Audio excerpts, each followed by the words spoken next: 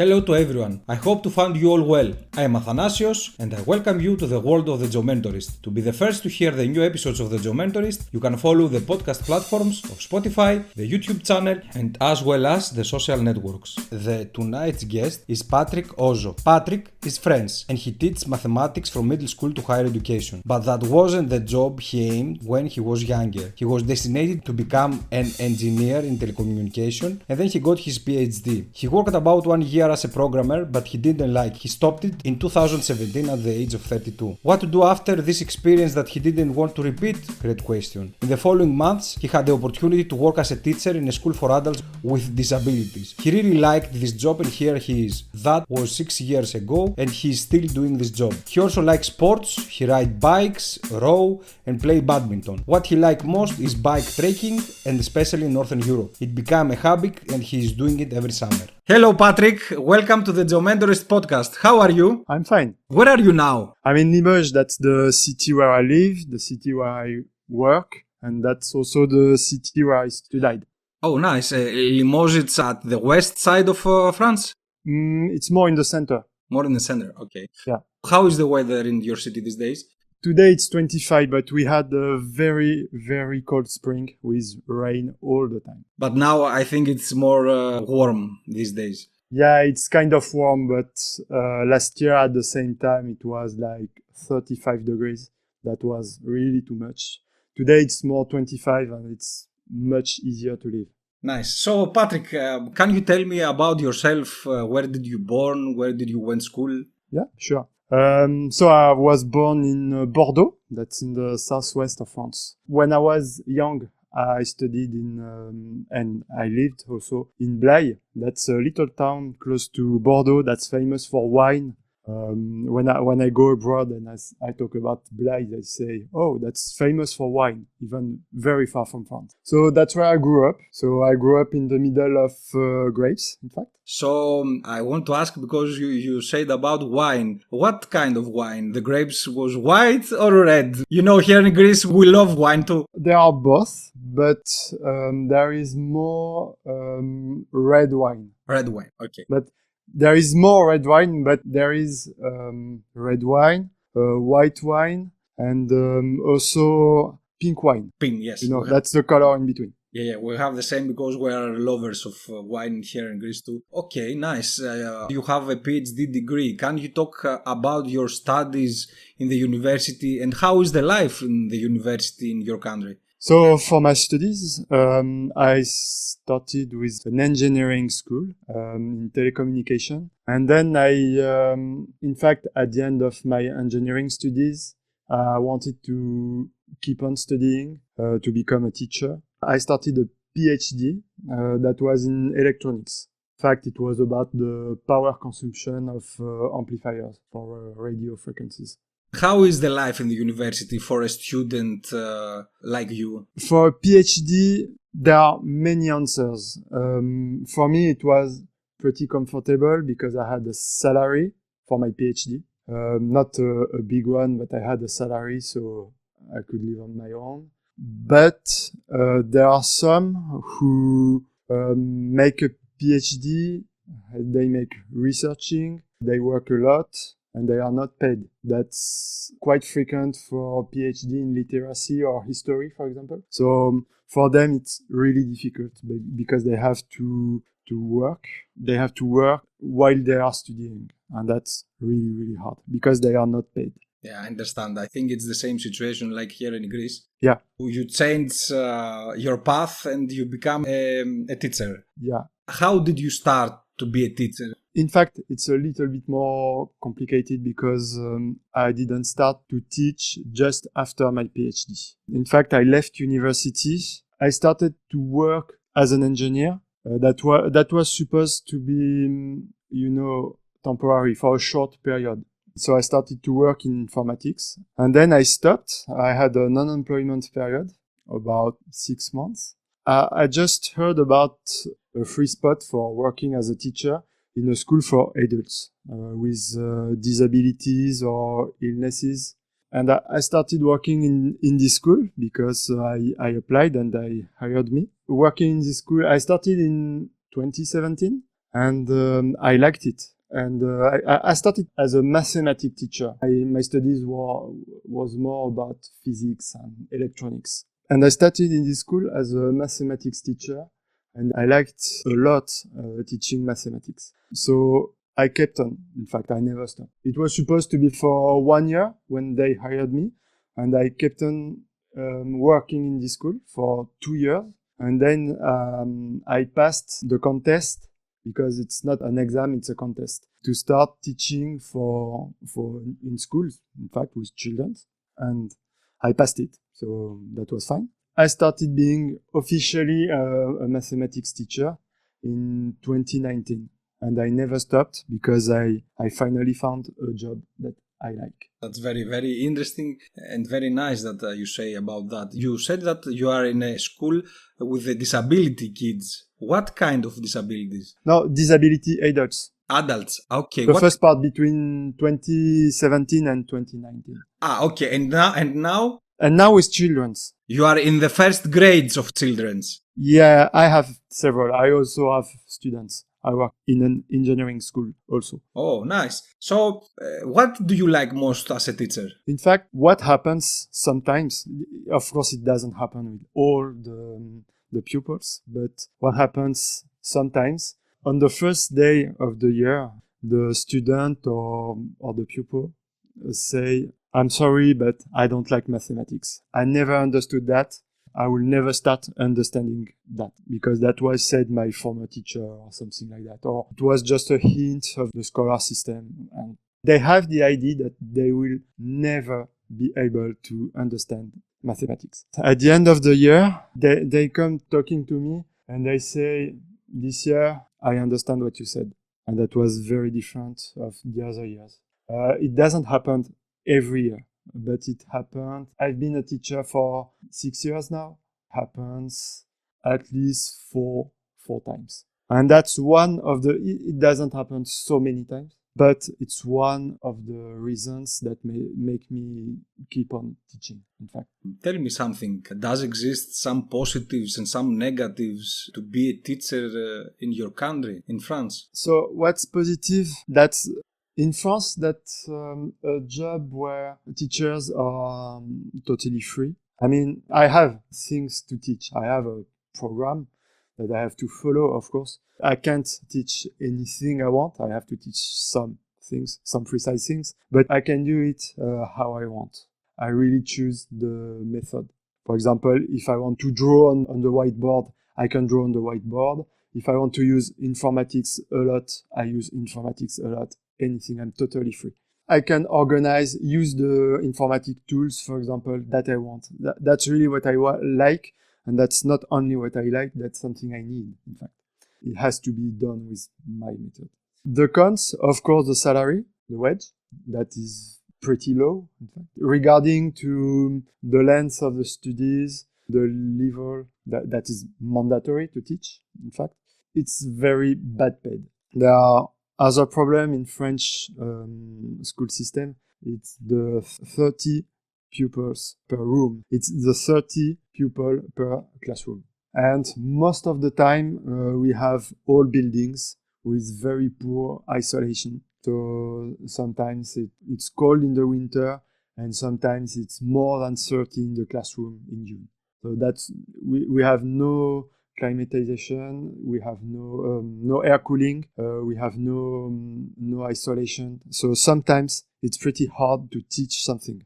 So that problems, as you said now, it's in your city only, or it's something general in French schools? That's general in French schools. Some private schools for rich people, of course, don't have that problem, but schools for normal people most of the time have those problems.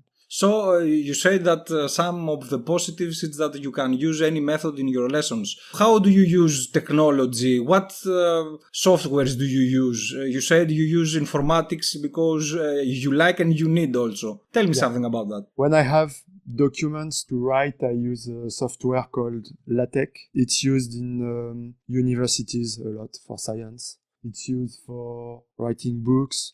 I write my lessons with it, because it gives a pixel perfect result. in fact, for equations, drawings, and so on. When I teach, in the classroom, I use a lot a software called Desmos. It's for plotting functions. It's also a calculator.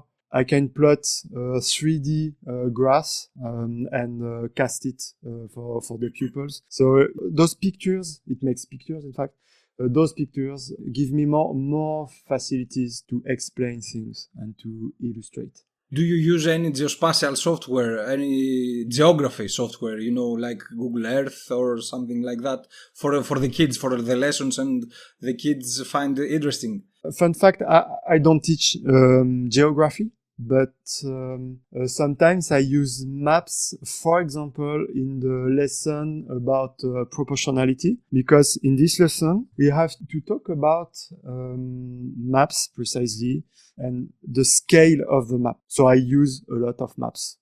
In this lesson, I use maps and I show them maps. And I teach proportionality with this a lot because that's something that I like. So how do you approach the spatial dimension as a mathematician? You know that everything in this world, as the scientist said, is mathematics and physics, not only, but I think everything that we translate in informatics and anything we digitizing somehow, how do you approach the spatial dimension? I mean, do you teach the two-dimension things, the Cartesian system and all this in your school, or what else? Yes, of course. So in fact, with young pupils between 12 and 14, for the youngest that I have to show them things in 2 and 3 dimensions. For that, it's very easy with informatics to make drawings, whatever it's for paper documents with LaTeX that I use a lot, or for casting things like I don't know, if I need a sphere or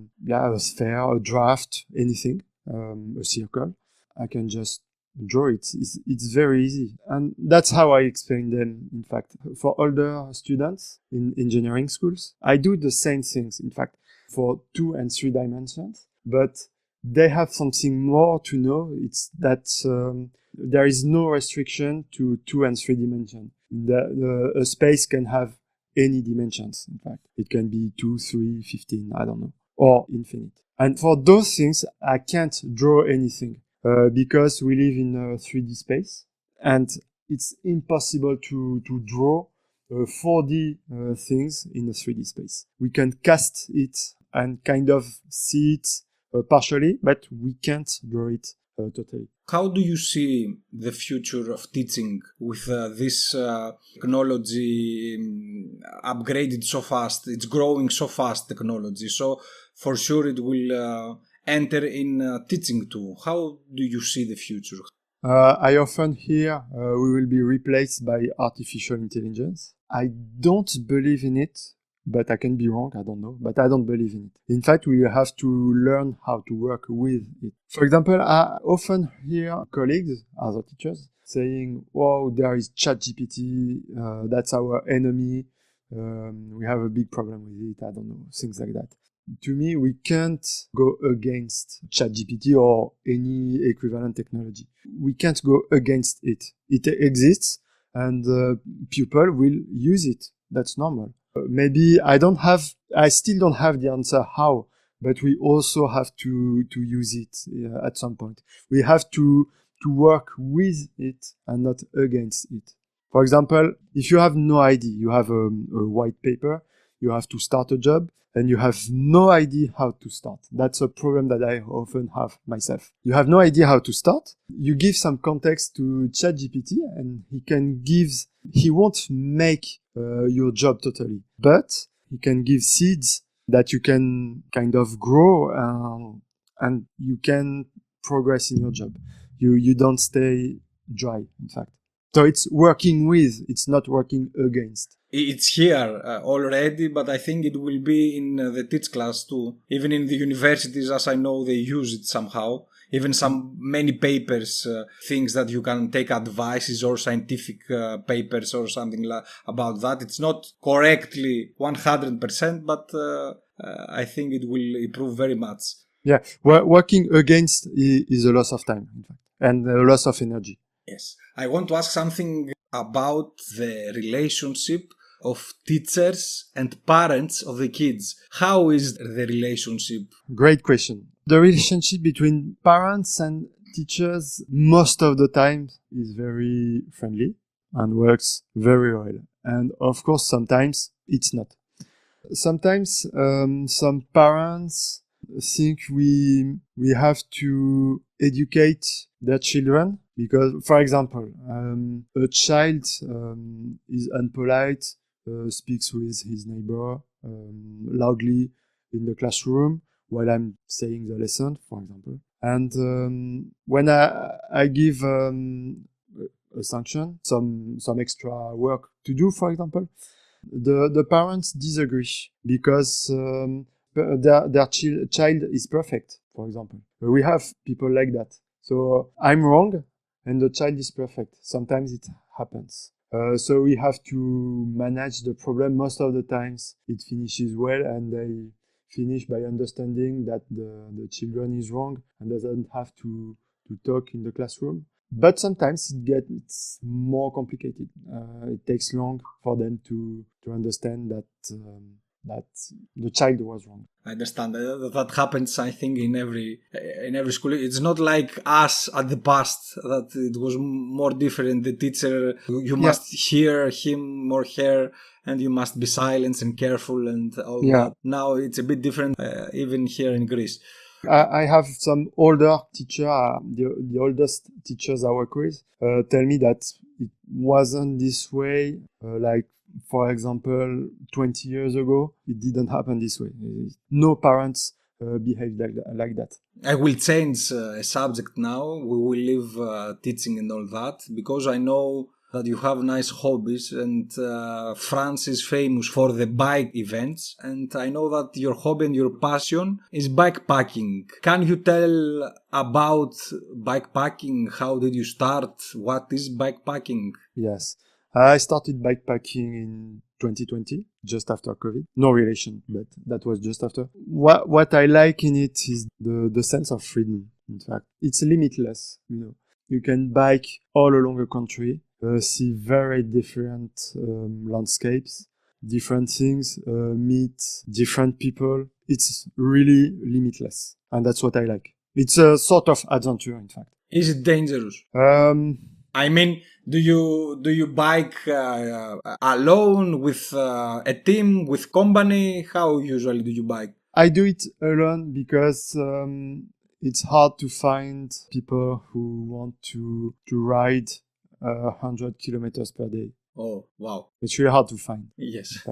And at some point, it's easier to ride alone. It's not true for each aspect, but it's easier because logistics is easier, for example.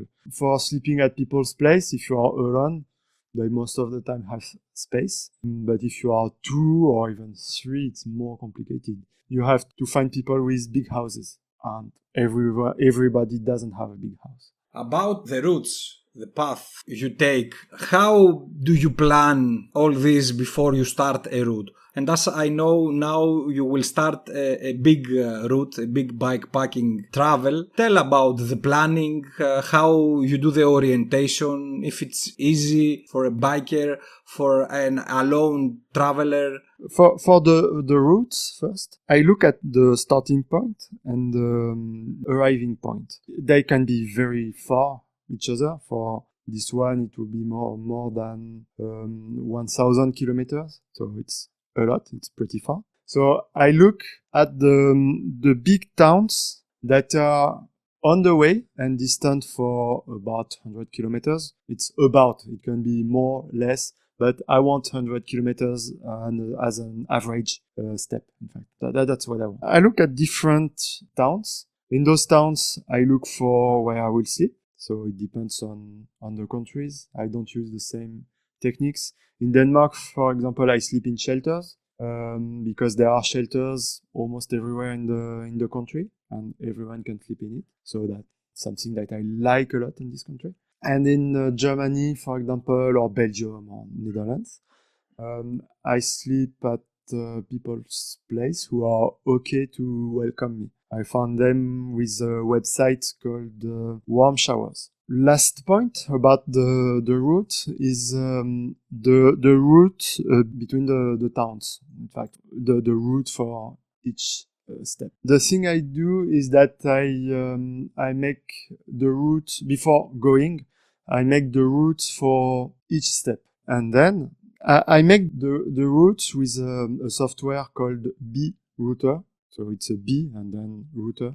That's a German website that's made by a volunteer. So thanks to him. I use this website, and there are many. It's specialized in routing for bikes, but there are many kind of routes that you can make. That you can make routes for MTB. You can make routes for recumbent bikes. You can make routes for road bike. Anything, any kind of route that you want it. And if what you want is not in the list, you can still fine tune the parameters. So it's really the perfect website for that. And then I just use the routes that he proposes me. Most of the time, the first proposal is perfect. And if I see something on the map that I want to visit, I just add a point of interest, and he makes the route passing by the place I want to visit. That's very easy, in fact. Yes, technology helps. And if the battery of your mobile it will shut down, what you will do till you find a charger, or I don't know, you have a classical map, paper map? I have no paper map, but I can still buy one somewhere in the country. But in fact, I print a sort of road book, with the main towns I have to cross. And I have this. If the worst happens, like no battery or broken phone or something like that, I have a bike GPS. But if it breaks also, I have this to keep on riding. Yes, a B plan. Yeah, but I also have a rescue battery. So if the phone runs out of battery, I have a battery to fill. Can you share some experiences about your trips with bicycle you made till today? I mean, which cities, which countries did you pass? Did you visit?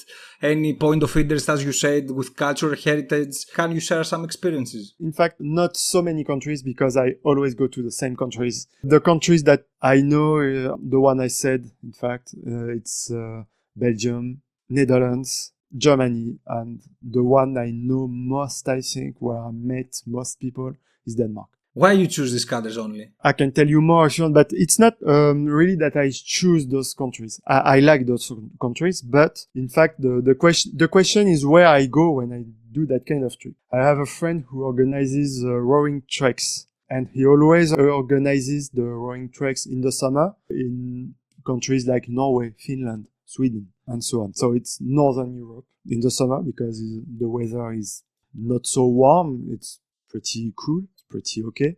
So he likes to organize in those countries. So in 2021, 2022, and this year, I almost follow the same routes. So that's why I know those countries very well. But I would like to visit some other countries like Eastern Europe, Baltic countries, and so on. But I didn't do it yet.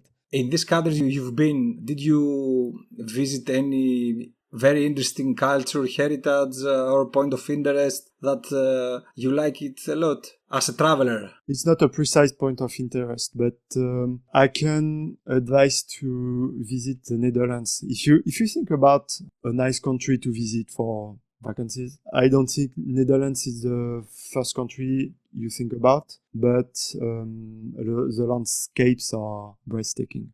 So yeah, visit the Netherlands. That's really the landscapes I prefer, with channels, rivers, forest. The only thing that you don't have is mountains. Did you feel scary about anything when you bike these countries? Once in Germany, in Essen, I booked an Airbnb. The Airbnb didn't open the door. That was, to be more precise, it was in Essen. So it's in eastern Germany. So in the city of Essen, the Airbnb didn't answer. There was a concert this night, so all the hostels of the town were booked. I mean, fully booked. Nowhere to sleep. I had nowhere to sleep. And I was in a place where a pair of guys came to me asking if I have a a piece of €2. So I gave €2. I really hoped they wouldn't ask me for something else, and they just went away. But I felt vulnerable at this moment, because if they wanted to take more things, they could. They were two, and maybe they were more they had more friends further. I don't know. So and I was just only one, so I didn't felt very secure at this moment. But it finished well. In fact, I just lost €2, so that's fine. That's fine. But that's really the only one. That most of the time it's pretty secure. Because you are biking in the roads many hours. What is your opinion about the car drivers? Do you feel safe? There are lines, paths for bicycles only in these countries. Tell me the experience about the different countries you visited. In the Dutch-speaking part of Belgium, Netherlands and Denmark, I feel very secure even when I'm on the road, because drivers drive very carefully. They don't consider the road is theirs, so that's good. I feel very secure. Well, they wait for their turn to go, They don't try to go first all the time. So in those countries, no problem with drivers. In Germany, it's also very good. Globally, it's very good. But sometimes some drivers drive fast. What I didn't find in the Netherlands, for example, or in Denmark.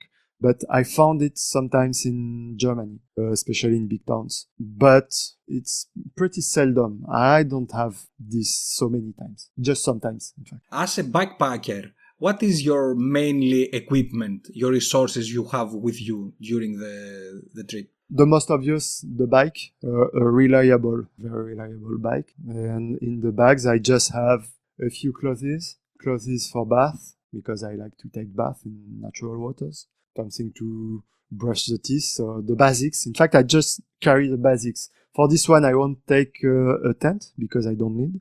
Just take a sleeping bag and carpet, and that's it. And some clothes. And in fact, I just take the minimum, as few as possible, because I don't have an engine to help me carrying all the stuff. So the lighter, the better. But you are full your resources with your stops. You stop in the city or village during your trip. Yes. You stay at night in people who can host you. So at people's place, it's very easy to fill the bottle, to fill the batteries. And in Denmark, where I don't sleep at people's place, I have quite a big battery. Well, it's not that big, but it's enough to load the phone 4 or 5 times. And I use it, and I always have everything I need. And in those countries, maybe except in Germany, but in Netherlands and Denmark, it's very easy to find a tap in the town or somewhere. So I always can fill the bottles. It's not a problem at all. Do you have some tips for people who want to start bikepacking?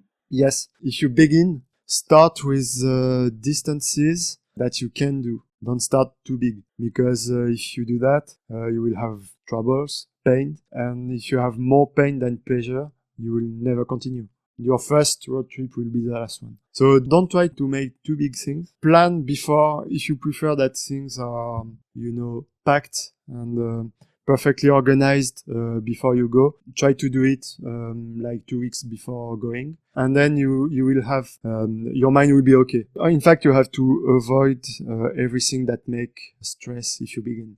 Because you have to bike all the day or a big part of the day. So if you have stress, you will get tired faster. So plan everything before. Don't try to be fast and don't try to go too far for the first time. That's the most important. I want to change the subject. I want to ask you, Patrick, throughout your life, if personally or professionally, did you follow any advice, and can you share with us? I always felt better when I made things I'm in phase with. I mean, for example, about the job that you do. You spend about 8 hours per day at work. So you need to do something that first you like to do. And then the result must be something that's convenient for you. I can give you an example if you want. Some years ago, before becoming a teacher, I had 2 choices. Becoming a teacher with, as we said, the poor salary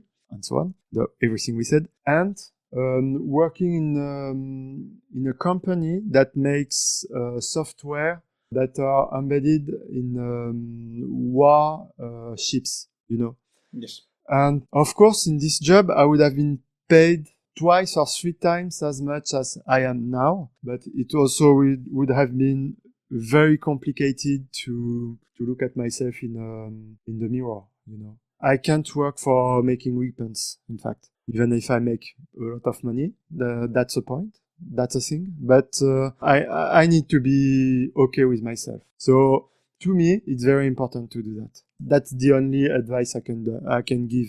I don't feel good at giving advice, but this one I can give it because the life is very hard if you don't follow what you think is good. But did you have or did you keep any advice that someone gave it to you and you still think about it and you find it very interesting? That's this advice that my grandmother gave me. This advice?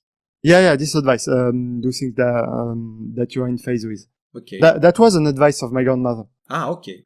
Yeah, and she also said, find a job that in which one you can be free. Can you talk about a mentor or someone who has played an important role in your life? Yes. When I was a child, I had a cousin. He was about 12 years older than I am. And in fact, when I was a kid, he was in engineering school.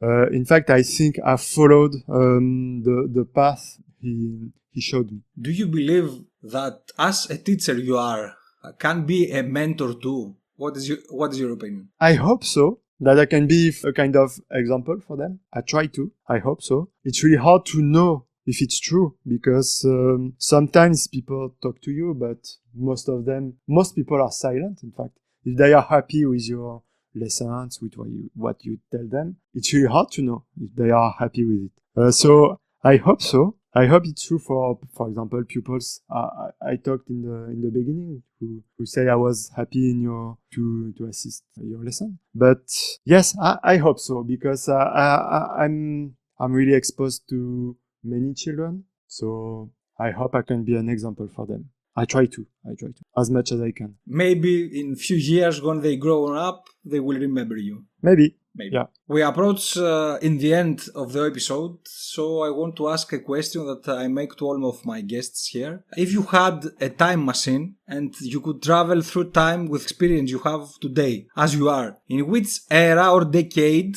of our recorded history would you like to go and why? In my own story, I will go to maybe the beginning of my studies because it's a particular period in my life. I was raised by my grandparents, and when I was 19, they died. It's not very funny, I'm sorry. And I was very close to give up my studies, and I was beginning my engineering school. And if I had a time machine and I could begin again something, I would, instead of engineering studies, I would do mathematics studies because now I know that's what I prefer, in fact. So if I could have a time machine and change something and tell something to the younger myself, the young me, I would say that. Do math, study math.